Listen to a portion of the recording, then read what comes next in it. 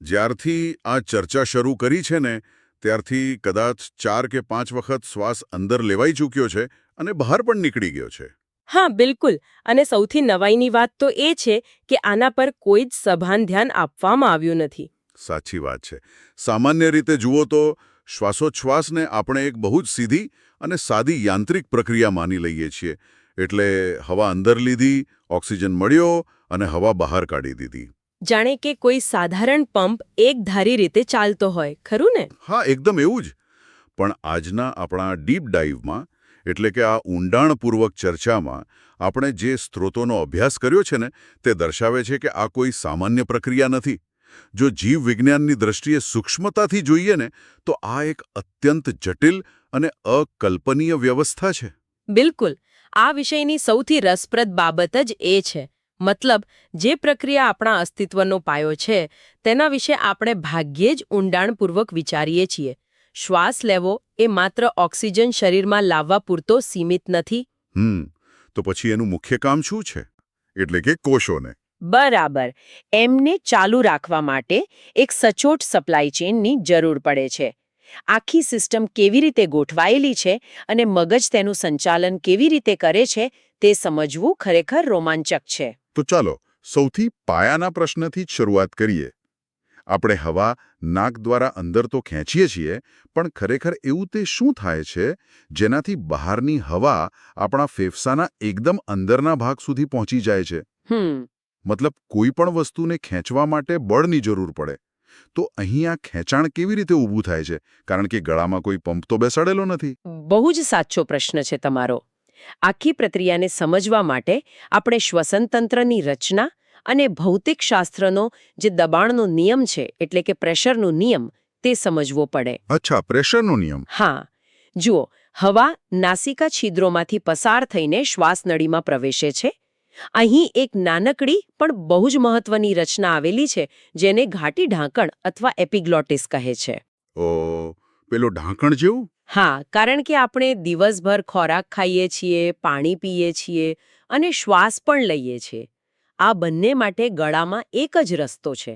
પણ આગળ જતા તે અન્નનળી અને શ્વાસનળી એમ બે ભાગમાં વહેંચાઈ જાય છે. અચ્છા, એટલે જ્યારે આપણે કંઈક ગળીએ છીએ ત્યારે આ ઘાટી ઢાંકણ શ્વાસનળીની ઉપર એક ઢાંકણની જેમ બંધ થઈ જાય છે, જેથી ખોરાકનો કણ ફેફસામાં ન જતો રહે. એકદમ બરાબર. ક્યારેક ઉતાવળમાં ખાતી વખતે કે પાણી પીતી વખતે જો અંતરાસ પડે કે ઉધરસ આવે. હા, બહુ સામાન્ય છે.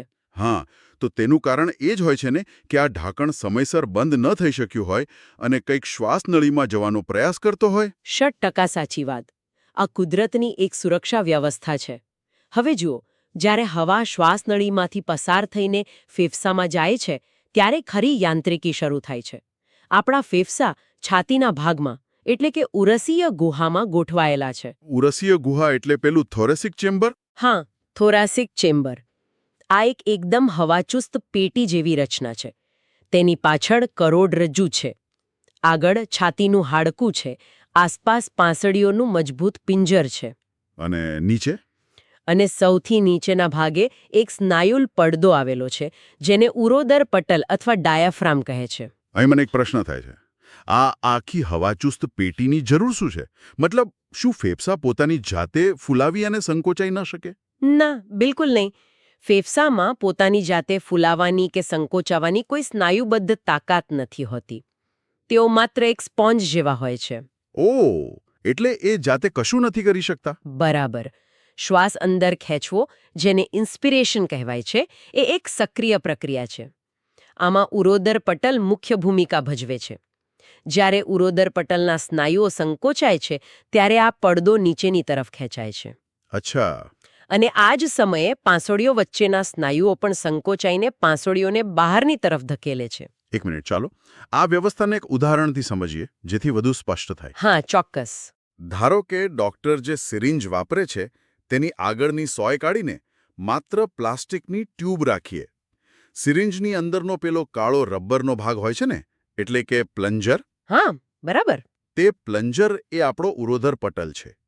હવે જો પ્લન્જરને પાછળ ખેંચવામાં આવે તો સિરિંજની અંદર ખાલી જગ્યા વધે છે અને ભૌતિકશાસ્ત્રના નિયમ પ્રમાણે જ્યારે જગ્યા એટલે કે વોલ્યુમ વધે ત્યારે અંદરનું દબાણ ઘટે છે. એકદમ સાચું લોજિક છે. એટલે કે સિરિંજની અંદર શૂન્યાવકાશ જેવી સ્થિતિ સર્જાય છે. હવે બહારના વાતાવરણમાં હવાનું દબાણ વધારે હોવાથી હવા જાતે જ સિરિંજના નાકામાંથી અંદર ધસી આવે છે, બરાબર ને? આ એકદમ સચોટ સરખામણી છે. આપણા શરીરમાં પણ બરાબર આવું જ થાય છે. ઉરોદર પટલ નીચે જાય એટલે ઉરસ્ય ગુહાનું કદ વધે છે અને ફેફસા પરનું દબાણ ઘટે છે. મતલબ વેક્યુમ ક્રિએટ થાય છે. હા, જેને આંતરફુફ્ફુસીય દબાણ કહેવાય છે. આ દબાણ વાતાવરણના દબાણ કરતાં ઓછું થાય એટલે હવા સીધી નાક વાટે ફેફસામાં ખેંચાઈ આવે છે. આમાં ઊર્જા વપરાય છે, તેથી તેને સક્રિય પ્રક્રિયા કહેવાય છે. તો પછી ઉચ્છ્વાસ એટલે કે હવા બહાર કાઢવાની પ્રક્રિયા માટે પણ શું આટલી જ મહેનત કરવી પડે છે? સામાન્ય સંજોગોમાં જોઈએ તો ના. ઉચ્છ્વાસ મોટા ભાગે એક નિષ્ક્રિય પ્રક્રિયા છે. નિષ્ક્રિય હા એટલે જાતે જ થઈ જાય. હા જ્યારે શ્વાસ અંદર લેવાનું કામ પૂરું થાય ત્યારે ઉરોદર પટલ અને પાંસળીઓના સ્નાયુઓ માત્ર રિલેક્સ થઈ જાય છે, એટલે કે શિથિલ થાય છે. તેઓ પાછા પોતાની મૂળ સ્થિતિમાં આવે એટલે ઉરસ્ય ગુહાનું કદ ઘટે છે. કદ ઘટે એટલે અંદર દબાણ વધે અને હવા જાતે જ બહાર ધકેલાઈ જાય છે. અરે વાહ! જાણે કે કોઈ સ્પ્રિંગને દબાવીને છોડી દઈએ અને તે પાછી પોતાની જગ્યાએ આવી જાય. બિલકુલ એવું જ. આ આખી યાંત્રિકી સાંભળવામાં બહુ જ વ્યવસ્થિત લાગે છે, પણ આ જે ક્ષમતા છે તેના આંકડાઓ વિશે સ્ત્રોતોમાં એક રસપ્રદ બાબત સામે આવે છે. કઈ બાબત? જુઓ, સામાન્ય રીતે આરામની સ્થિતિમાં જ્યારે શ્વાસ લઈએ છીએ ત્યારે આશરે 500 મિલીલીટર જેટલી હવા જ અંદર આવે છે. આને ટાઇડલ વોલ્યુમ કહેવાય છે. બરાબર છે. પરંતુ જો પૂરી તાકાત લગાવીને ઊંડો શ્વાસ ખેંચવામાં આવે તો ફેફસામાં વધારાની 2500 થી 3000 મિલીલીટર જેટલી હવા અંદર ભરી શકાય છે. હા, જેને ઇન્સ્પાયરેટરી રિઝર્વ વોલ્યુમ અથવા આઈઆરવી કહે છે. હા, તો મારો પ્રશ્ન એ છે કે જો રોજિંદા જીવનમાં માત્ર 500 મિલીની જરૂર પડતી હોય તો પ્રકૃતિએ આપણા શરીરમાં આટલી મોટી રિઝર્વ ટાંકી શા માટે બનાવી છે? આટલી બધી ખાલી જગ્યા રાખવાનું કારણ શું? બહુ જ સરસ પ્રશ્ન છે. આ પ્રશ્નનો જવાબ આપણા ઉત્ક્રાંતિના ઇતિહાસ અને શરીરની કટોકટી વ્યવસ્થામાં છુપાયેલો છે. કટોકટી વ્યવસ્થા? હા, વિચારો કે જો શરીરને હંમેશા 500 મિલી હવાથી જ કામ ચલાવવું હોત તો આપણે ક્યારે દોડી ન શક્યા હોત, પહાડ ન ચડી શક્યા હોત કે કોઈ ભયજનક પ્રાણીથી જીવ બચાવીને ભાગી ન શક્યા હોત. ઓહ, એટલે ઇમરજન્સી માટે. બરાબર. જ્યારે કોઈ શારીરિક શ્રમ કરવામાં આવે છે ત્યારે સ્નાયુઓને અચાનક અનેક ગણી વધારે ઊર્જાની જરૂર પડે છે. ઊર્જા બનાવવા માટે કોષોને વધારે ઓક્સિજન જોઈએ. આ જે રિઝર્વ ક્ષમતા છે તે સુનિશ્ચિત કરે છે કે માંગ વધવા પર ફેફસા તરત જ વધારે હવા ખેંચીને ઓક્સિજનનો જંગી જથ્થો પૂરો પાડી શકે. એટલે કે આ એક સર્વાઇવલ મિકેનિઝમ છે જે આપણને જીવંત રાખે છે. બિલકુલ. મતલબ આ તો પેલી રિઝર્વ બેંકના ફંડ જેવું થયું જે સામાન્ય દિવસોમાં વપરાતું નથી પણ કટોકટીના સમયે આખું અર્થતંત્ર બચાવી લે છે. સાચી વાત. બહુ સરસ સરખામણી કરી. ચાલો, હવે શ્વાસની યાંત્રિકી સમજાઈ ગઈ છે કે 500 મિલી હવા ફેફસાની અંદર આવી ગઈ. શ્વાસનળીમાંથી પસાર થઈને તેની નાની શાખાઓમાંથી પસાર થઈને છેવટે આ હવા ફેફસાના એકદમ છેવાડાના ભાગે પહોંચે છે. હા, વાયુકોષ્ઠોમાં. હા, વાયુકોષ્ઠો અથવા એલ્વિયોલી, જે પેલા દ્રાક્ષના ઝુમખા જેવા નાના નાના અસંખ્ય ફુગ્ગાઓ છે. બરાબર. હવે અહીં એક મોટી સમસ્યા દેખાય છે. હવા આ ફુગ્ગાઓમાં તો આવી ગઈ પણ તે એક બંધ કોથળી છે અને બીજી બાજુ રુધિર કેશિકાઓ એટલે કે લોહીની નળીઓ છે. તો આ ઓક્સિજન કોઈ પણ પંપ વગર, કોઈ મોટર વગર બંધ કોથળીમાંથી લોહીમાં કેવી રીતે કૂદકો મારે છે? આ તો જાદુ જેવું લાગે છે. અહીં કોઈ જાદુ નથી, પણ પ્રકૃતિનું એક અદ્ભુત વિજ્ઞાન કામ કરે છે, જેને આંશિક દબાણ અથવા પાર્શલ પ્રેશર કહે છે. આંશિક દબાણ? હા, જુઓ, વાતાવરણની હવામાં ઘણા બધા વાયુઓનું મિશ્રણ હોય છે. આ મિશ્રણમાં કોઈ ચોક્કસ વાયુ દ્વારા ઉત્પન્ન થતા દબાણને તેનું આંશિક દબાણ કહેવાય છે. દાખલા તરીકે, ઓક્સિજનના આંશિક દબાણને PO2 અને કાર્બન ડાયોક્સાઇડના આંશિક દબાણને PCO2 તરીકે દર્શાવાય છે. અચ્છા. વાયુઓનો એક બહુ જ સરળ સિદ્ધાંત છે.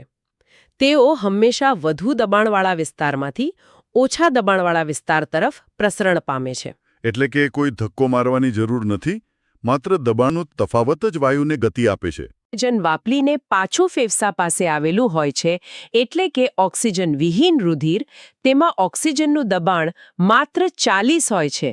શું વાત કરો છો? આ તો બહુ મોટો તફાવત થયો. 104 સામે માત્ર 40? હા, અને આ જ તીવ્ર ઢોળાવને કારણે વાયુકોષ્ઠોમાંથી ઓક્સિજન અત્યંત ઝડપથી ખેંચાઈને રુધિર કેશિકાઓમાં પ્રવેશી જાય છે. એક મિનિટ, આને આપણે એક અલગ ઉદાહરણથી સમજીએ. કલ્પના કરો કે એક લોકલ ટ્રેન સ્ટેશન પર ઊભી છે. ટ્રેનના ડબ્બા એકદમ ખાલી છે, પણ પ્લેટફોર્મ પર લોકોની ભારે ભીડ છે. જેવી ડબ્બાની ખડકી ખુલશે, ભીડ જાતે જ ખાલી ડબ્બા તરફ ધસી જશે. કોઈને ધક્કો મારવાની કે પકડીને અંદર ખેંચવાની જરૂર નહીં પડે. અરે વાહ, બહુ જ પરફેક્ટ. બસ, ઓક્સિજનનું લોહીમાં ભળવું પણ કંઈક આવું જ છે. પ્લેટફોર્મ એટલે વાયુકોષ્ઠો, જ્યાં ઓક્સિજનની ભીડ છે, અને લોહીનો ડબ્બો ખાલી છે, એટલે ઓક્સિજન સીધો અંદર. એકદમ સાચું સમજ્યા. અને કાર્બન ડાયોક્સાઇડ માટે આનાથી બિલકુલ ઉલટું થતું હશે, ખરું ને? લોહીમાં પેલો CO2 નો કચરો ભેગો થયો હોય છે, એટલે ત્યાં દબાણ વધારે હોય છે. અને વાયુકોષ્ઠોમાં ઓક્સિજન જ હોય છે, એટલે કચરો લોહીમાંથી બહાર નીકળીને ફેફસામાં જતો રહે છે. હા, એવું જ થાય છે. પણ કાર્બન ડાયોક્સાઇડના કિસ્સામાં એક બીજી રસપ્રદ અને મહત્વની ભૌતિક વિશેષતા પણ છે. એ વળી શું? કાર્બન ડાયોક્સાઇડની દ્રાવ્યતા એટલે કે સોલ્યુબિલિટી ઓક્સિજન કરતાં 20 થી 25 ગણી વધારે છે. 20 થી 25 ગણી? ના હોય. હા. તેનો અર્થ એ કે તે પટલમાંથી બહુ જ સરળતાથી અને ઝડપથી પસાર થઈ શકે છે.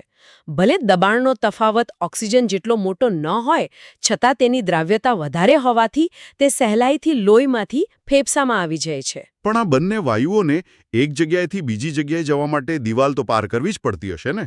વાયુકોષની દિવાલ અને લોહીની નળીની દિવાલ. શું આ દિવાલો અડચણ ઊભી નથી કરતી? આ બહુ અગત્યનો પોઈન્ટ છે. પ્રકૃતિએ આ દિવાલોને, જેને પ્રસરણ સપાટી અથવા ડિફ્યુઝન મેમ્બ્રેન કહે છે, એટલી પાતળી બનાવી છે કે તે કોઈ અડચણ બનતી જ નથી. કેટલી પાતળી હોય છે? આ સપાટી 3 સ્તરોની બનેલી હોય છે. વાયુકોષ્ઠોનું પાતળું સ્તર, રુધિર કેશિકાઓનું અંતઃચ્છદ સ્તર અને આ બંનેની વચ્ચે રહેલો આધારક પદાર્થ.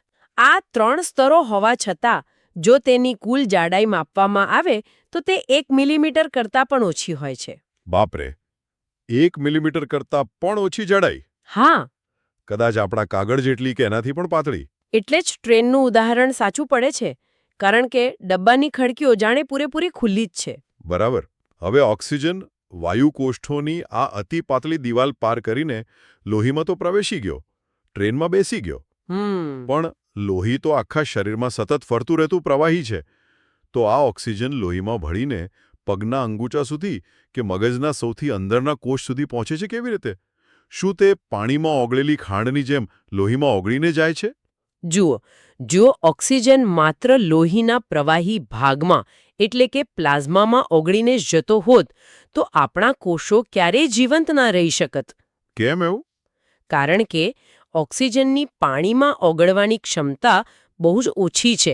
માત્ર 3% જેટલો ઓક્સિજન જ રુધિરરસ દ્વારા ઓગળેલી અવસ્થામાં મુસાફરી કરે છે. માત્ર 3%? તો બાકીના 97%નું શું? બાકીના 97% ઓક્સિજનને પહોંચાડવા માટે એક ખાસ પરિવહન વ્યવસ્થા, એક સ્પેશિયલ વાહનની જરૂર પડે છે. અને આ વાહન છે હિમોગ્લોબિન. ઓહ! હિમોગ્લોબિન એટલે કે રક્તકણોમાં રહેલું પેલો લાલ રંગનું દ્રવ્ય, જેના કારણે આપણા લોહીનો રંગ લાલ હોય છે. હા, એ જ. હિમોગ્લોબિન એ લોહતત્વ એટલે કે આયન ધરાવતું એક પ્રોટીન છે. ઓક્સિજનના અણુઓ હિમોગ્લોબિન સાથે જોડાઈને ઓક્સિહિમોગ્લોબિન નામનું સંયોજન બનાવે છે. અચ્છા. હિમોગ્લોબિનનો એક અણુ ઓક્સિજનના 4 અણુઓને પોતાની સાથે જોડી શકે છે. આંકડાકીય રીતે જોઈએ તો દર 100 મિલીલીટર ઓક્સિજનયુક્ત લોહી પેશીઓને આશરે 5 મિલીલીટર જેટલો ઓક્સિજન પહોંચાડે છે. આ તો જાણે હિમોગ્લોબિનની એક પ્રાઇવેટ ટેક્સી સર્વિસ થઈ ગઈ કહેવાય. ઓક્સિજન ફેફસામાંથી આ ટેક્સીમાં બેસી જાય છે. પણ અહીં મને એક બહુ મોટી મૂંઝવણ થાય છે. શું મૂંઝવણ? આ ટેક્સી પાસે કોઈ જીપીએસ તો હોતું નથી. તો હિમોગ્લોબિનને ખબર કેવી રીતે પડે છે કે કયા કોષ પાસે જઈને ઓક્સિજનને ઉતારવાનો છે? તે આખા રસ્તામાં ઓક્સિજનને પકડી શા માટે રાખે છે? અને પેશીઓ પાસે જઈને શા માટે છોડે છે? આ જ તો આખી સિસ્ટમની માસ્ટરપીસ ડિઝાઇન છે. મારી વાત સાંભળો. હિમોગ્લોબિનનો ઓક્સિજન પ્રત્યેનો લગાવ એટલે કે જોડાણ કરવાની વૃત્તિ હંમેશા એક સરખી નથી હોતી. એટલે તે આસપાસના વાતાવરણ અને રસાયણો પર આધાર રાખે છે. આને વૈજ્ઞાનિક ભાષામાં ઓક્સિજન વિયોજન વક્ર અથવા સિગ્મોઇડ ડિસોસિએશન કર્વ દ્વારા સમજાવવામાં આવે છે. આ વક્ર એસ આકારનો હોય છે. હવે જુઓ, જ્યારે હિમોગ્લોબિન ફેફસામાં હોય છે ત્યારે ત્યાં ઓક્સિજનનું દબાણ ઊંચું હોય છે અને CO2 તથા હાઇડ્રોજન આયનોનું પ્રમાણ ઓછું હોય છે. હા, ફેફસામાં તો તાજી હવા હોય એટલે બરાબર. આ અનુકૂળ વાતાવરણમાં હિમોગ્લોબિન ઓક્સિજનનો પાક્કો મિત્ર બની જાય છે અને તેને મજબૂતીથી પકડી લે છે. એટલે ફેફસામાં ટેક્સીના દરવાજા ખુલી જાય છે અને મુસાફરો બેસી જાય છે. એકદમ સાચું. પણ જ્યારે આ રક્તકણો પેશીઓ એટલે કે ટીશ્યુ પાસે પહોંચે છે ત્યાં વાતાવરણ સાવ બદલાઈ ગયું હોય છે. ટીશ્યુ પાસે વાતાવરણ કેવું હોય? પેશીઓમાં કોષો સતત કામ કરતા હોવાથી ત્યાં કચરા રૂપે કાર્બન ડાયોક્સાઇડ ઉત્પન્ન થાય છે. એટલે ત્યાં CO2નું દબાણ વધુ હોય છે. એટલું જ નહીં, હાઇડ્રોજન આયનોની સાંદ્રતા પણ વધારે હોય છે. એટલે કે વાતાવરણ થોડું એસિડિક બની જાય છે અને તાપમાન પણ થોડું વધારે હોય છે. ઓહ, એટલે કન્ડિશન આખી રિવર્સ થઈ ગઈ. હા, અને આ બદલાયેલું એસિડિક વાતાવરણ અને વધેલો CO2 હિમોગ્લોબિનના પ્રોટીનના બંધારણમાં એવો ફેરફાર કરે છે કે તેની ઓક્સિજનને પકડી રાખવાની તાકાત નબળી પડી જાય છે. અરે વાહ! પરિણામે હિમોગ્લોબિન તરત જ ઓક્સિજનને મુક્ત કરી દે છે અને ઓક્સિજન પેશીઓમાં જતો રહે છે. અદ્ભુત! આ તો જાણે કેમિકલ પ્રોગ્રામિંગ થયું કહેવાય. એટલે કે જ્યાં કામ ચાલી રહ્યું છે અને એસિડિક કચરો પેદા થઈ રહ્યો છે, બરાબર ત્યાં જ જઈને હિમોગ્લોબિન પોતાનો ઓક્સિજનનો ભાર હળવો કરી નાખે છે. હા, આ પરફેક્ટ એન્જિનિયરિંગ છે. સારું, ચલો, ઓક્સિજનની ડિલિવરી તો થઈ ગઈ, પણ પેશીઓમાં જે કાર્બન ડાયોક્સાઇડનો કચરો જમા થયો છે તેનું શું? શું તે પણ પાછો આ જ હિમોગ્લોબિનની ટેક્સીમાં બેસીને ફેફસા સુધી પહોંચે છે? ના, આ બાબતમાં CO2ની મુસાફરી ઓક્સિજન કરતાં તદ્દન અલગ અને રસપ્રદ છે. ઓક્સિજન તો મોટાભાગે સીધી ટેક્સીમાં ગયો, પણ CO2 પોતાની મુસાફરીને 3 અલગ-અલગ રીતે વહેંચી દે છે. 3 રીતે? હા, માત્ર 20-25% જેટલો CO2 જ હિમોગ્લોબિન સાથે જોડાઈને પાછો ફરે છે. આશરે 60% રુધિર રસમાં ઓગળીને જાય છે. 1 મિનિટ, તો પછી બાકીનો મોટો હિસ્સો એટલે કે લગભગ 70% કાર્બન ડાયોક્સાઇડ કેવી રીતે મુસાફરી કરે છે? આ સૌથી રસપ્રદ ભાગ છે. બાકીનો 70% CO2 પોતાનું રાસાયણિક રૂપ બદલી નાખે છે. શું વાત કરો છો? રૂપ બદલી નાખે છે? કેવી રીતે? રક્તકણોની અંદર એક બહુ જ સક્રિય ઉત્સેચક એટલે કે એન્ઝાઇમ આવેલો હોય છે, જેને કાર્બોનિક એનહાઇડ્રેઝ કહે છે.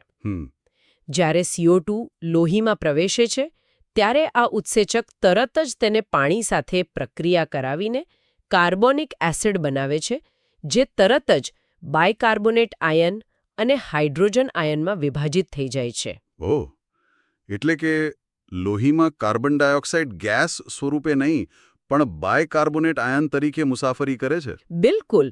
જો તે સીધો ગેસ સ્વરૂપે મુસાફરી કરતો હોત તો કદાચ લોહીમાં પરપોટા થવા લાગેત. હા, એ તો જોખમી કહેવાય. આ તો કોઈ જાસૂસી ફિલ્મના પાત્ર જેવો થયું, જે દુશ્મનના વિસ્તારમાંથી બહાર નીકળવા માટે પોતાનો વેશ પલટો કરી લે છે, જેથી કોઈ તેને ઓળખી ન શકે. બહુ મસ્ત ઉદાહરણ આપ્યું તમે. મતલબ 70% CO2 બાયકાર્બોનેટનો વેશ ધારણ કરીને ફેફસા સુધી પહોંચે છે, અને ફેફસા પાસે પહોંચીને શું થાય છે? ફેફસા પાસે પહોંચીને આખી રાસાયણિક પ્રક્રિયા ઉલટી દિશામાં ચાલે છે. વાયુ કોષ્ઠોમાં CO2નું દબાણ ઓછું હોવાથી બાયકાર્બોનેટ ફરીથી તૂટીને CO2 અને પાણીમાં ફેરવાઈ જાય છે. એટલે વેશ પલટો દૂર થઈ ગયો. હા, અને મુક્ત થયેલો CO2 વાયુ કોષ્ઠોમાં પ્રવેશીને ઉચ્છ્વાસ દ્વારા શરીરની બહાર ફેંકાઈ જાય છે. શ્વાસ ખેંચવાથી લઈને કોષો સુધી પહોંચવાની આ આખી ભૌતિક અને રાસાયણિક સફર ખરેખર અકલ્પનીય છે. પણ હવે આ બધા પર નિયંત્રણ કોણ રાખે છે તેની વાત કરીએ. કારણ કે આપણે ઊંઘતા હોઈએ, બેભાન હોઈએ કે કામમાં વ્યસ્ત હોઈએ, તો પણ આ પ્રક્રિયા ક્યારેય અટકતી નથી અને જરૂર પડે ત્યારે તેની ઝડપ પણ જાતે જ વધઘટ થાય છે. તો આ આખી જટિલ સિસ્ટમનો કંટ્રોલ રૂમ ક્યાં આવેલો છે? આખી સિસ્ટમનો હેડક્વાર્ટર આપણા મગજમાં આવેલું છે. મગજના પાછળના ભાગમાં આવેલ લંબમજ્જા એટલે કે મેડ્યુલા પ્રદેશમાં એક વિશિષ્ટ શ્વસન લયબદ્ધતા કેન્દ્ર આવેલું હોય છે. ઓકે, લયબદ્ધતા કેન્દ્ર. હા, સામાન્ય પરિસ્થિતિમાં શ્વાસનો તાલમેલ જાળવી રાખવાનું મુખ્ય કામ આ કેન્દ્ર કરે છે. આ ઉપરાંત મગજના પોન્સ પ્રદેશમાં શ્વાસ અનુચલન કેન્દ્ર આવેલું છે. એનું કામ શું?